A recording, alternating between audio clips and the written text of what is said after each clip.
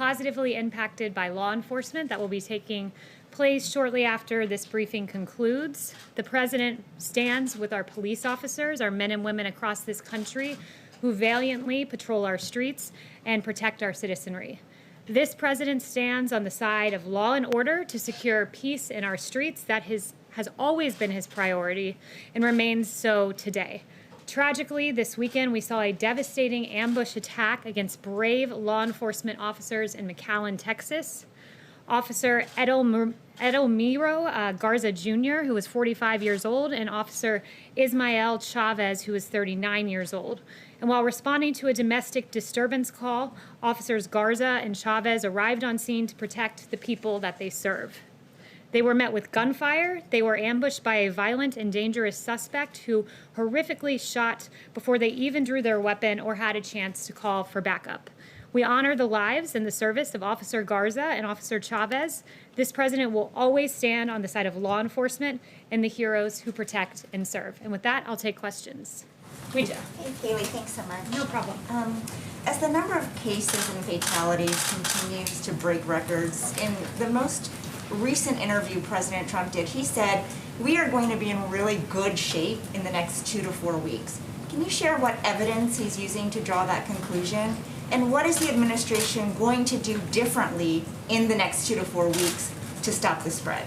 So the one thing I would note is that when you look at the mortality rate, we're seeing that our efforts here at the federal government have been working. And to give you an example of that, when you look at New York and New Jersey, there were 21 deaths for every 1,000 cases, 20 deaths for every 1,000 cases in the case of New Jersey. Those were the ratios we were seeing just a few months ago. Now New York and New Jersey are down 1.7 per 1,000 and 1.8 per 1,000 respectively.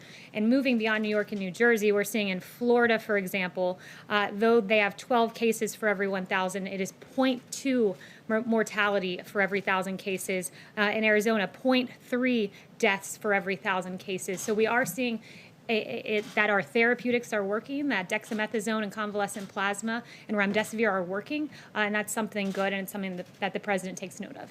But 2 to 4 weeks is such a short time period. I mean, what specifically are you doing to stop the spread? There's a lot, and I'm very glad that you asked that because it is worth highlighting the work that we're doing each and every day. For one, we're surging personnel to Arizona, Texas, California. We already have people working in Florida, surging remdesivir to states that are seeing rising case numbers. We're also surging testing supplies to decrease turnaround time. These are several action items that Dr. Birx briefed me on before coming out here. The White House will be going to several states this week, Dr. Birx in particular, to Louisiana, Mississippi, Alabama, Georgia, South Carolina. We've sent 19 HHS teams to metroplexes, 8 more coming this week. So we are aggressively on the ground reacting to this virus, and we're encouraged to see the declining mortality compared to a few months ago. Jim, I haven't seen you in a few weeks. Yeah. Glad you're back. Thanks. Kayleigh, why is the White House trashing Dr. Fauci and sending out opposition research like memos to reporters? The President has gone off on anonymous sources in the past. Why not have the guts to trash Dr. Fauci with your own names? So President Trump, I'll refer you back, there's no opposition research being dumped to reporters.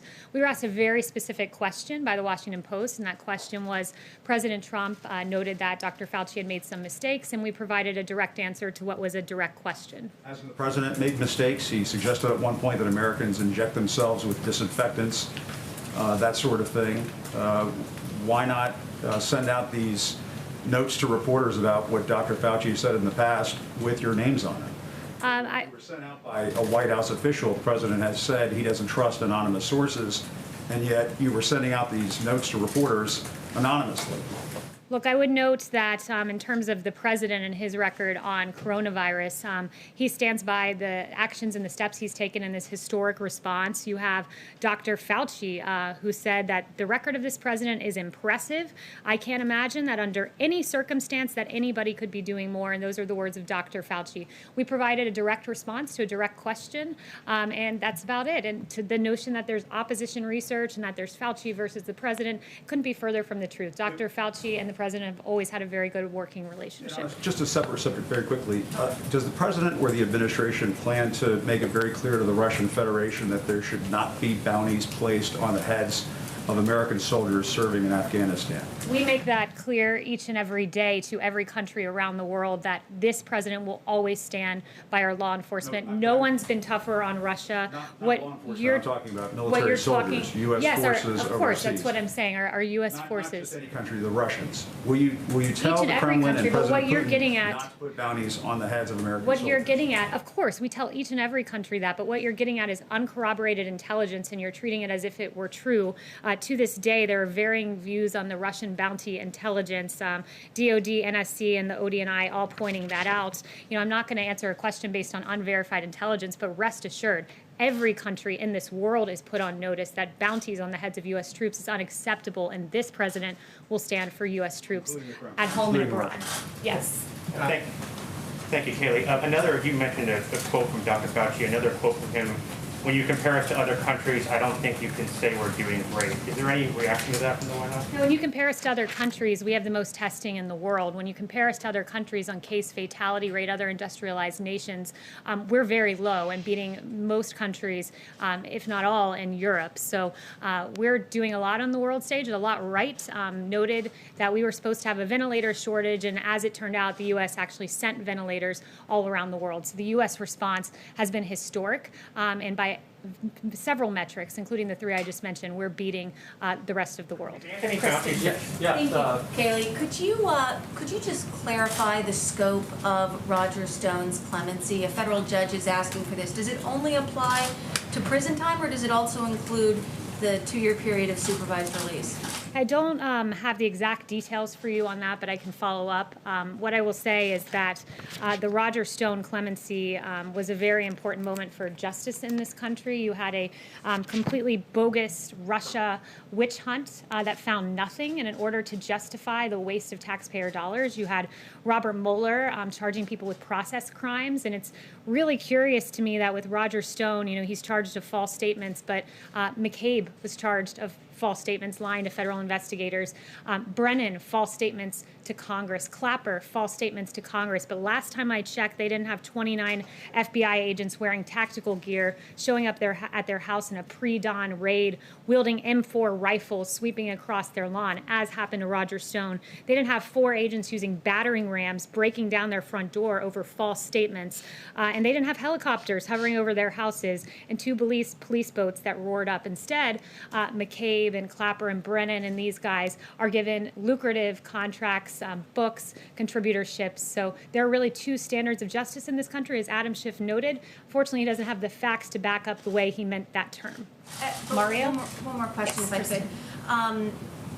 The president retweeted something this morning implying that he believes that he retweeted something saying that the CDC is lying about the coronavirus in order to hurt his chances of getting reelected. Does the president believe that the CDC is lying about COVID-19? The president, with his intent in that retweet, expresses displeasure with the CDC, some rogue individuals leaking guidelines prematurely. You had a 63-page plan that was leaked prematurely. He believes that that misleads the American public when there are planning materials released that are not in their fullest form and their best form. So that's what he was getting at. But overall, the notion of the tweet was to point out the fact that when we use science, we have to use it in a way that is not political. When you had 1,300 health experts sign a letter not to condemn large crowds of protesters, but some same health experts say churches need to stay shut down, or lockdown protests somehow don't get the same First Amendment rights as the protest that we saw in our streets. We need to use science, lean into science, but not use it and cherry pick it to fit whatever our particular political persuasion is. So he has confidence in the CDC? He does. Mario. Thank you, Kayleigh. Given what we're seeing in Florida with the cases rising, is the president anticipating a scaled-down version of the convention next month? And if so, is that something that he would be content with? That would be a question for the campaign, but we still plan to move forward with the convention here at the White House. But for particularities, I would point you to the RNC and to the campaign. Yes. Just to close the loop on Dr. Fauci, does the president still appreciate the advice that he gets from him? Certainly.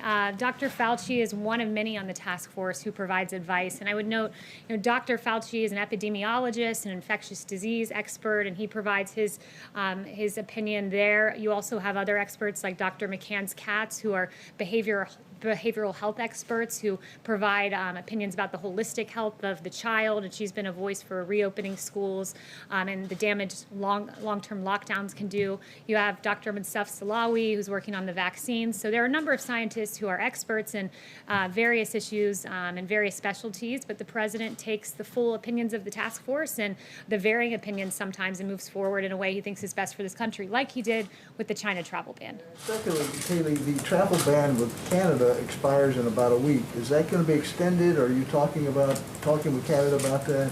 So no announcements now for our plans with Canada.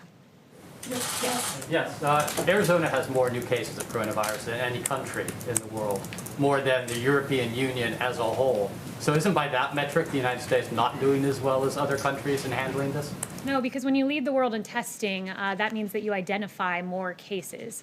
Deaths are starting to And rise. I would note, well, you talk about deaths. I can give you that particular information, which Dr. Birx gave to me before running out here, which is in Arizona, you have 17 cases per 1,000 population and 0.3 deaths per population, which means our therapeutics are working, and we're in a better place today than we were before. Shirley Bird, a school teacher in Arizona, died, however, when she was following all the rules. She wore a mask, she wore gloves, she was teaching summer school, she got it, died. 2 other teachers got it and are ill. Her family, her husband, her daughter. I mean, how do you tell parents of school children that it's safe to send their kids back to school when something like that happens? Well, I would point you to the words of the CDC director who said children are not very affected by this and typically are not spreaders in this, but I would also point to the consequences of staying closed. We have to look at the holistic health of the child, and when you have, according to HHS, 1/5 of all child abuse cases being reported by teachers and educational staff, we cannot stay closed.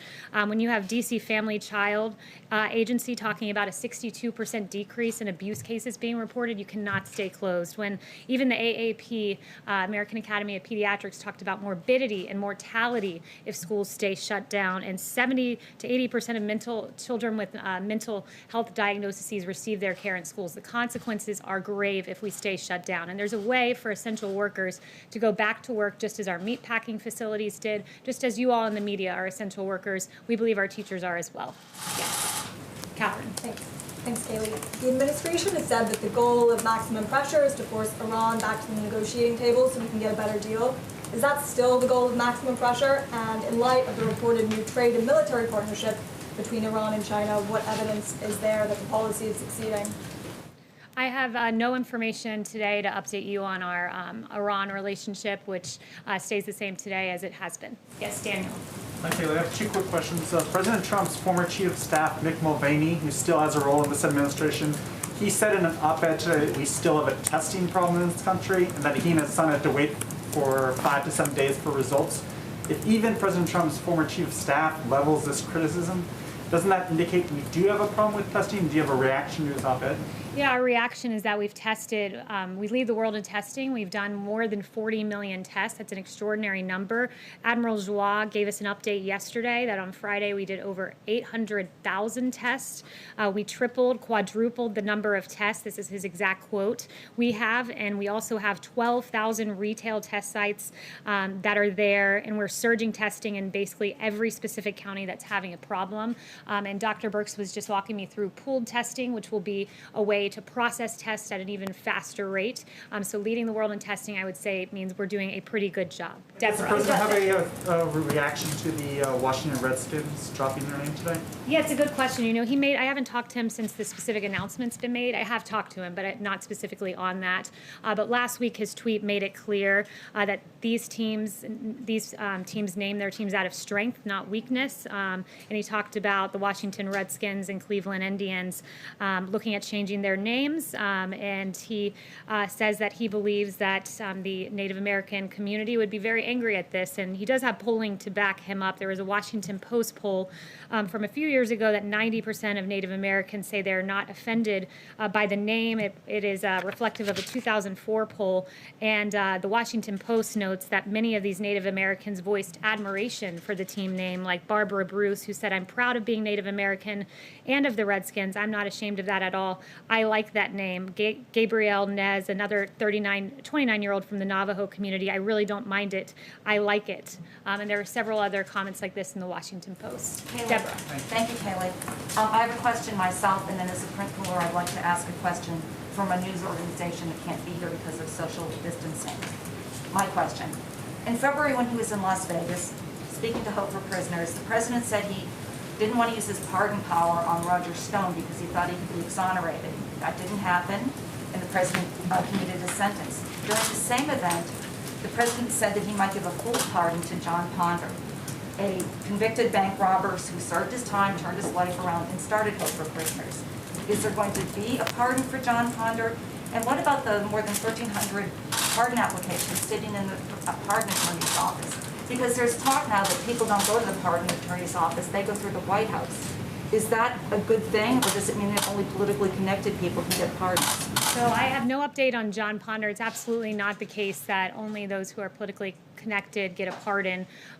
This president is the president of criminal justice reform. This president did the First Step Act. This president has fought for those who are given unduly harsh sentences more than any Democrat who liked to talk about it but never actually did it. And in fact, when you compare the pardoning record of this president with past presidents, it's quite striking that this president's given 36 pardons and commutations. President Obama gave 1,927. And when you look at the nature of some of the pardons given, let's say under President Clinton, you talk about politically connected pardons. We can't get more politically connected with pardons than pardoning your brother, Roger Clinton, as President Clinton did. Susan McDougal, one of your associates who was pardoned for her role in Whitewater. Mark Rich, who gave $450,000 to the Clinton Library, or at least his wife did, donated $1 million to Democrat campaigns, and then he gets a pardon from President Clinton. And notably, a lot of these pardons were when he was going out the door. So this president's used it sparingly and instead focused on criminal justice reform, helping those, helping to rectify racial disparities in our sentencing. And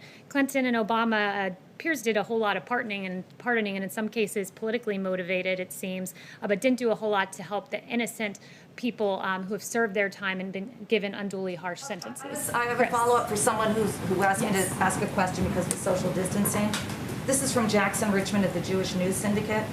What's the president's stance on Israel planning to apply sovereignty to parts of the West Bank and to Democrats?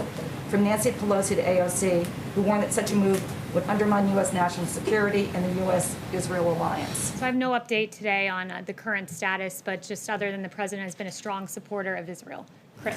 Thanks, Kayleigh. We're coming up on the 3-year anniversary of the president tweeting he banned transgender people from the military in any capacity, which led to the policy currently in place. Last week, a group of 116 lawmakers led by Congresswoman Del Bene wrote the administration urging them to lift the policy. Would the president reconsider the policy?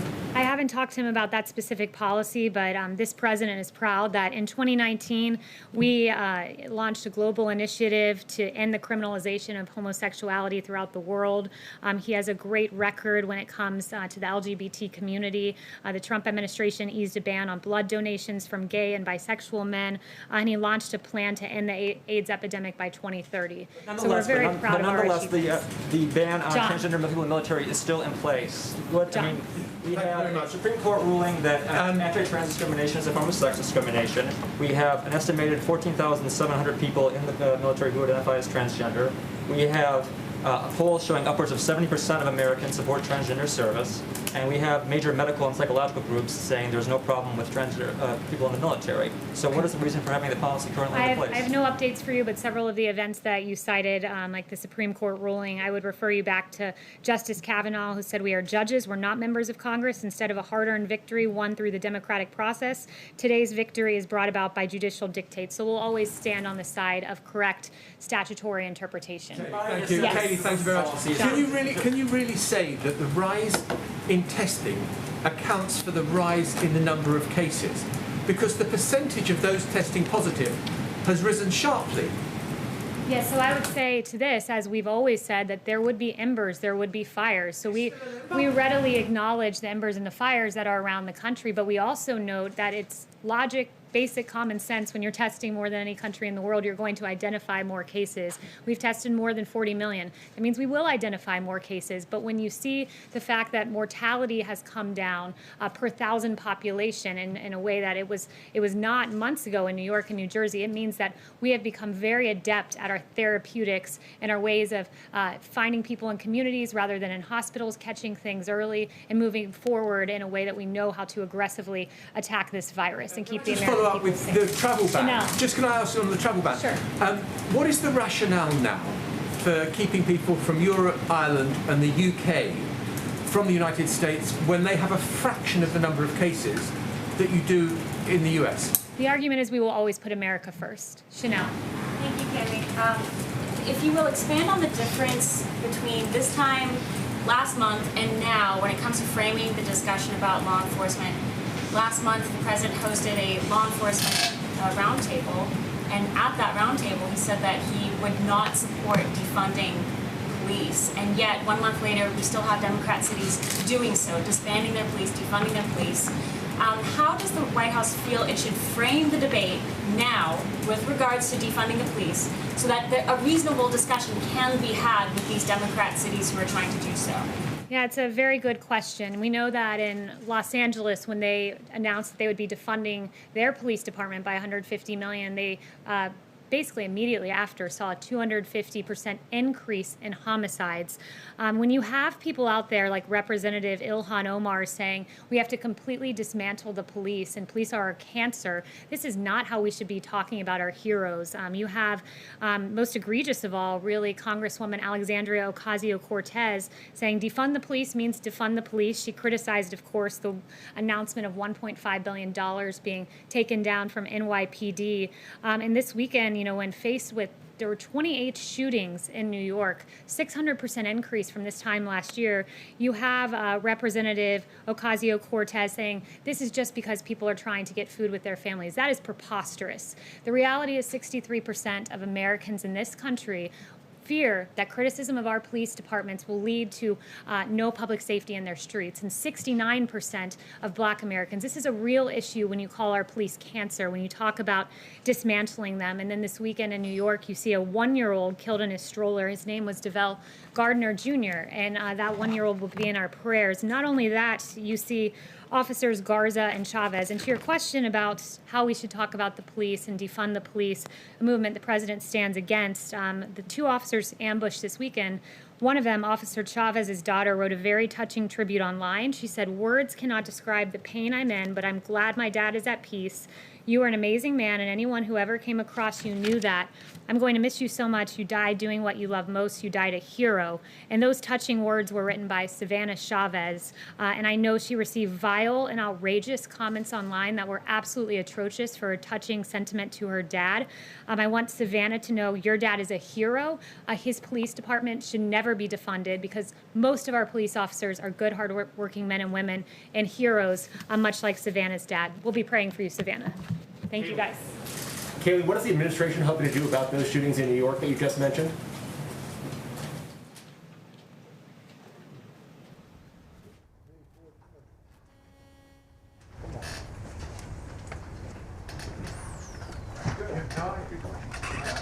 Good.